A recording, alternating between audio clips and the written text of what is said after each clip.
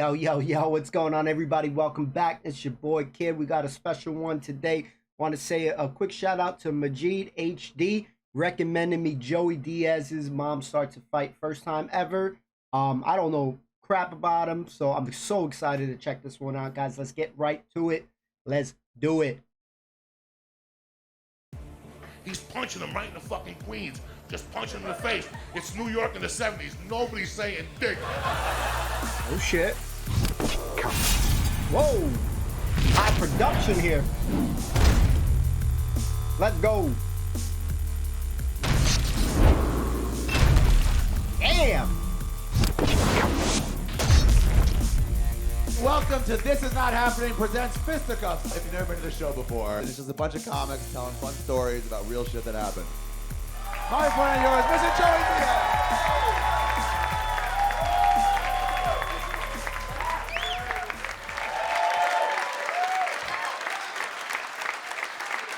All right. This whole thing started when I got hit in the head with a lunchbox when I was like 5. I played hooky in kindergarten, right? I didn't play hooky. I didn't want to eat a fucking lunch school. And they made you bring a lunch. But on the corner was that hot dog dude.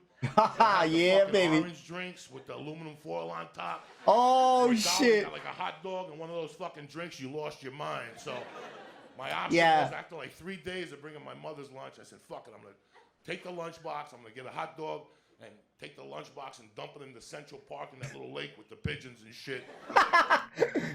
That drink that he's referring to is awesome. We used to have those. Those were like maybe a quarter or 5 cents drinks back in the day. Yeah, really small. It kind of had that kind of like grenade kind of shape. And on the top, yeah, it was a foil. You just pop a hole in it and you would drink it. All the kids would drink that type of drink. So that's just hilarious. You want to get his own food. And I'll tell her I lost it and fuck, that's it. I'll just go on a hot dog diet till I fucking die, right? So, third day comes, I snap, I say fuck it, I go up to the corner, I get a hot dog, I walk to Central Park, I'm just about to dump this fucking Beetle lunchbox, whatever the fuck it was, in the thing, and these 3 little Irish, Puerto Rican dirty fucks come up to me, right? Oh, shit. And they're like, what's in the lunchbox, cocksucker? And I'm like, damn. So I could have given them the lunchbox, but my mother was going like, don't let nobody fuck with your lunchbox. So something in me, I'm like, I'm not giving you this fucking lunchbox, right? Like, just like that. I had like a sandwich in there and chips and shit. I think I should correct myself. They didn't hit me with the lunchbox. They hit me with the fucking thermos. Damn, that shit hurts. The glass and shit, right? So at the time, I was like a little, like, that was my first battle. See, you guys, you're young. You don't remember Bruce Lee. Like, before Bruce Lee, Chinese people were very timid. They walk around like all fucked up and shit. You know, once Bruce Lee came, he changed everything for a lot of fucking people. And I was one of them. I was an immigrant. You know what I'm saying? I came from Cuba. I didn't speak the language. But oh, shit. My boy's Cuban. Let's go, baby. Cuban in my blood, too, baby. Clapping motherfuckers. You had a spokesman if you were an immigrant. You know what I'm saying? Even if you weren't Chinese, it didn't matter. You had a fucking spokesman now. So I was fired up. So I lived on Bruce Lee, Kung Fu, and shit. Let's after I got go. hit in the head with the fucking lunchbox, right? And my mom was a single mom at the time, so she made me stick up for myself and shit. But that wasn't nothing. That was just a prequel to what I was gonna go into. My mother, after a couple of years of being single, she got scared because I was always around women. My mom was hot and she had hot little fucking dirty women around me. So she was always worried about me, that this kid's gonna be soft and shit. So she hooked up with this fucking guy, Juan Tuero. Juan Tuero? Juan Tuero was a no-nonsense type of guy. He moved in, and at night, for some reason, he'd stay in every night and make me banana milkshakes. And he taught me how to be a man. Like, he teach me how to fold my clothes, how to make my bed, how to wash myself and put underwear on, how to put VO5 in my hair and grease it back and shit. Oh, this motherfucker was smooth. And then at night, he'd play the guitar for me and sing Spanish songs. It was okay. So about 3 months into it, I'm off for the summer. And he used to be a bookmaker in the Bronx. They had a dry cleaning operation in the Bronx on Tremont Avenue. Tremont. My mom woke up one day and she goes, you got an option. You can go to Tremont with him or you come to the Met game with me. Now, my mom was a big motherfucking Met fan. So we wouldn't even take a car. She was a Met fan. She didn't want to fuck around. She wanted to make the national anthem and batting practice. So she'd take a cab. So my mom was a serious fucking crazy bitch. When she got in a cab, it would be 1970. She'd throw a 10 spot on you just so there'd be no misunderstandings. Like, this is the direction we're fucking taking, okay? This is the route. Don't fuck around.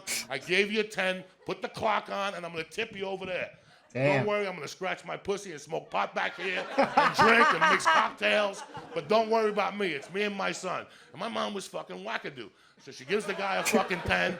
We're on the way, and the guy decides to take a better route. What a fucking mistake. Oh, shit. This ain't going well, man. What a fucking mistake. He hits traffic.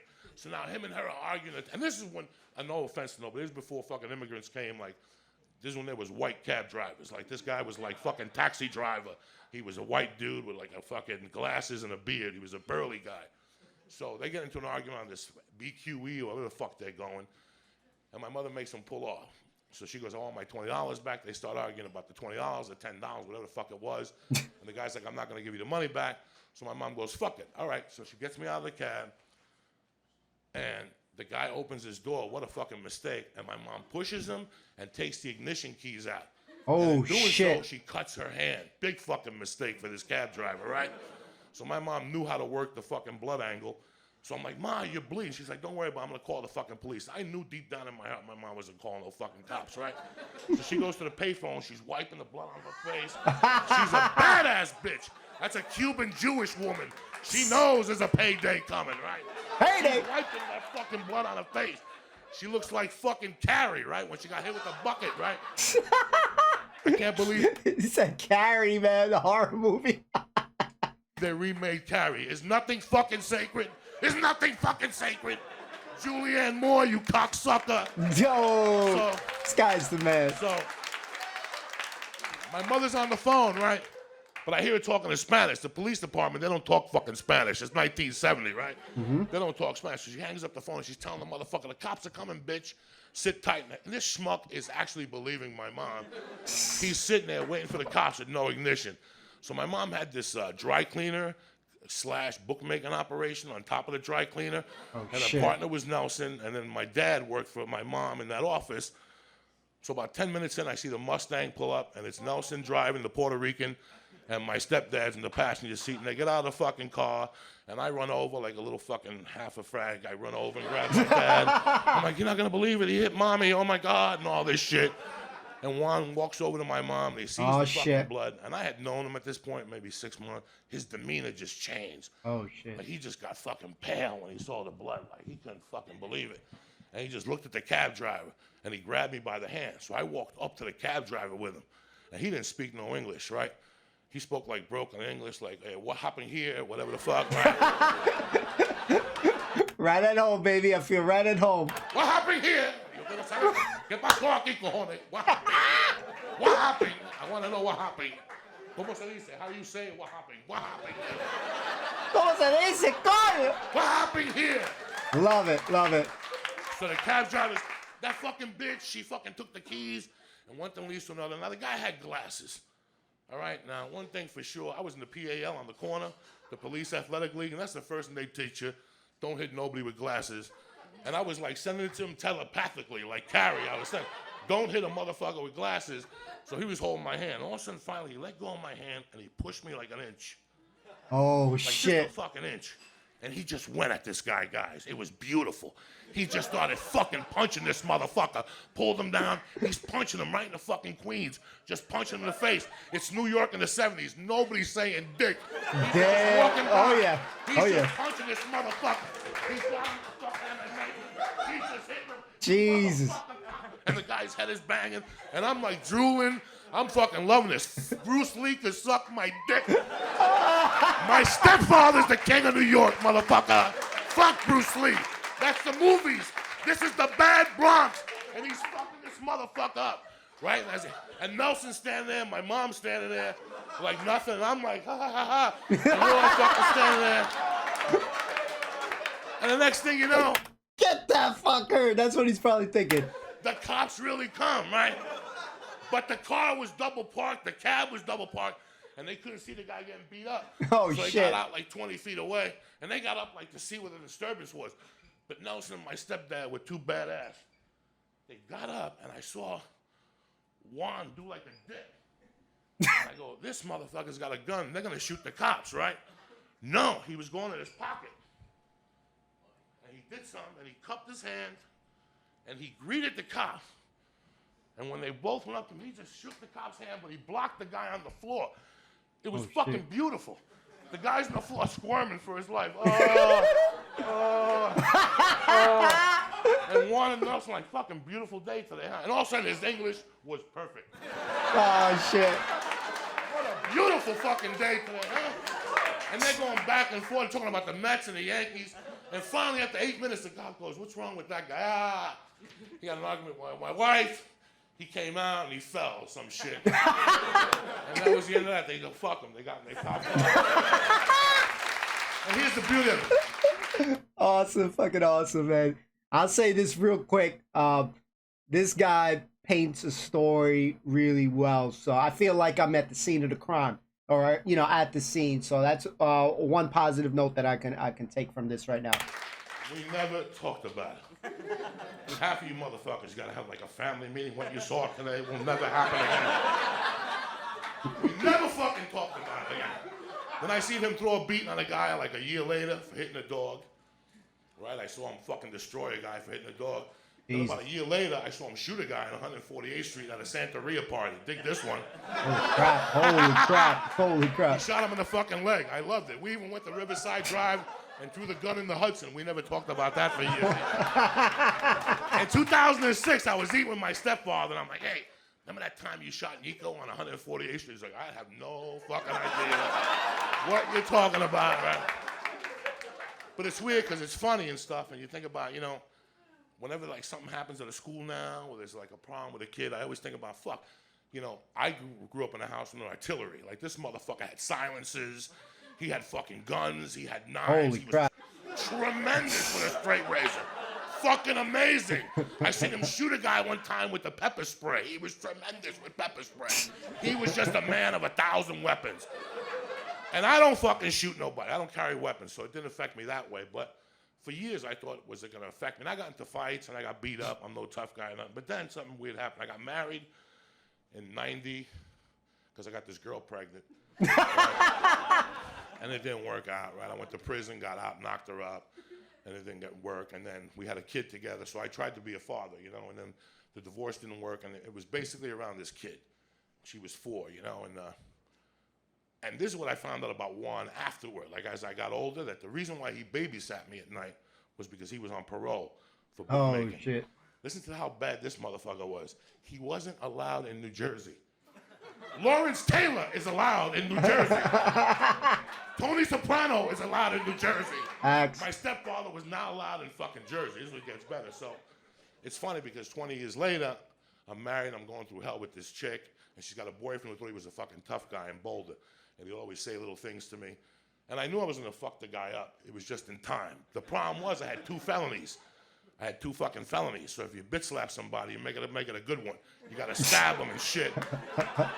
Because if you're walking on ice, you might as well dance, right? So if you're fucking walking, in the back of my mind, I was just starting to do comedy, and I had this new direction in my life. But I knew these motherfuckers were getting away with murder. And I knew I had to do something to this fucking guy. And I knew the day was getting close. So one day I pick up my child. She's 4 to daycare, and we're driving home. And I'm talking to her, and she goes, "Daddy, what does spick mean?" And I go, "Fucking spick is a derogatory word for Spanish people. It doesn't bother me because I grew up in Jersey. I hear it all the fucking time, right? No biggie to me." But she was in Boulder, Colorado. Why should she hear this word? And I go, "Where'd you hear it?" And she goes, "Every time you call the house, John calls you that." That was her stepfather's name. And I knew right there in the car I was going to stab this motherfucker right there. Oh, shit.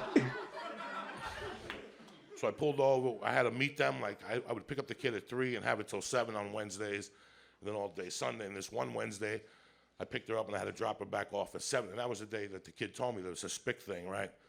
And I go, "Fuck it, this is the day this guy's going down." So I had to meet him at a Safeway. And I pulled up to the Safeway, and there he was with his little fucking slippers on, his little fucking shirt on and shit. Jesus. And I got out and I left the baby in the car, and I felt really bad. I had the 2 felonies, and I go, "This is it." I already had a plan. I was going to bitch slap him, and I was going to call my friends in Jersey to send me money for a fax machine so I could fax Jay Leno jokes from prison. I swear to God, I was going to do like 3 years. I was just going to fax Jay Leno jokes. This was the fucking plan I had. I already had a plan. Some people go to prison without a plan. I was going to prison with a fucking plan, okay? Let's go. You laugh all you want, motherfuckers. Big difference, right? So I pull up to the Safeway, and I look at this motherfucker, and I get out, and I go, John, I know we've had problems before, but I got to ask you a question. Did you say spick when I called the house? And he goes, no, I didn't. I go, fucking John. She's 4 years old. She got blonde fucking hair and blue eyes. She couldn't hear that fucking daycare because they call Mexican beaners. Spick is never fucking used. So say it, and I'll let you off the fucking hook real fucking easy. And he looks at me, and I can tell he's getting nervous. And all of a sudden, he's like, I'm calling the police. And I go, before you call the police, I'm going to give you something to go. And I stare him down. Shit. I fucking punch him with everything I had. And I felt really bad about it. I hit him with everything I had. For everything bad that ever happened to me in my life, I took it out on this cocksucker. Damn. At that minute. And I punched him, and he looked at me all weird. And he goes, I'm calling the police. And I go, bam, one more fucking time. And then some lady's like, I'm calling the police. You know, some fucking Republican. He's just a fucking Republican. I'm calling the police. So they all fucking call the police on me and shit. Like a bunch of fucking whatever. And so I'm there with the baby trying to play like, you know, the good dad and shit, even though I fucked up. And 2 cops pull up. But I knew the 2 cops because I worked at a car wash and they used to always come in. And we talk about the Broncos, whatever all the mind fuck I had on my mind. And they come in, they're like, oh, man, what's up? And he's like 30 feet behind me. So I got to the cop first. You know, I'm telling him my story. He called me a spick. You can't disrespect me. You know, blah, blah, blah. And the cop's like, no, Joey, I got your back on this. Forget it. You're done. So he writes me a fucking ticket. Here I got these 2 felonies. I got like 3 joints in the car. My little daughter's in the car. This guy writes me a ticket and lets me go. John's got an ice pack on his fucking eye. And when I look back, I fucked up because my little girl was crying. And that's where it gets ugly. I didn't fucking cry when I seen my dad beat up the fucking guy, but times have changed. Times have changed. Thank you guys very much. Oh, shit. Loved it. Joey Diaz, mom starts to fight. Guys, let me know what you guys think, but I want to say, and I'll say it, this guy freaking paints a picture. Think of it like Picasso just painting, and you see it very vivid. So one thing I really like about him, well, that he's Cuban, of course. That's freaking cool. He's talking about my hood, Bronx, and stuff. So a lot of the places that he's talking about very familiar to me.